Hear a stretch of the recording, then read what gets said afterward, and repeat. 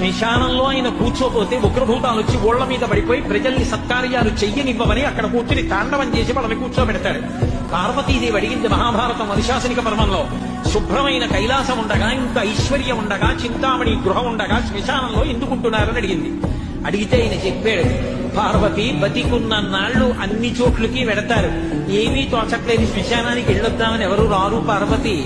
పుర్రె పగిలిపోయిన తరువాత కన్న కొడుకు కూడా స్నానం చేసి వెళ్ళిపోతుంటే చీకటి పడిపోయాక, అయ్య బాబోయ్ చుట్టూ ఉగ్రభూతాలు, నా వాళ్ళన్న వాళ్ళు లేరు, వీళ్ళని నమ్ముకున్నాను, ఒక్కడు లేడని ఏడుస్తుంటే నేనున్నాను రా అని చెప్పడానికి నేను కూడా లేకపోతే చచ్చిన వాడు 1000 మాటలు చచ్చిపోతారని అక్కడ ఉన్నారు పార్వతి, నా కర్మకాలక్కడలేనా.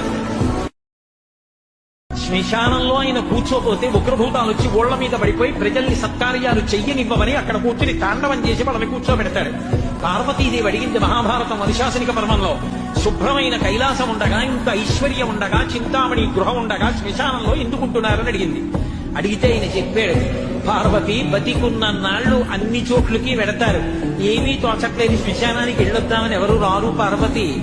పుర్రె పగిలిపోయిన తరువాత కన్న కొడుకు కూడా స్నానం చేసి వెళ్ళిపోతుంటే చీకటి పడిపోయాక, అయ్య బాబోయ్ చుట్టూ ఉగ్రభూతాలు, నా వాళ్ళన్న వాళ్ళు లేరు, వీళ్ళని నమ్ముకున్నాను, ఒక్కడు లేడని ఏడుస్తుంటే నేనున్నాను రా అని చెప్పడానికి నేను కూడా లేకపోతే చచ్చిన వాడు 1000 మాటలు చచ్చిపోతారని అక్కడ ఉన్నారు పార్వతి, నా కర్మకాలక్కడలేనా.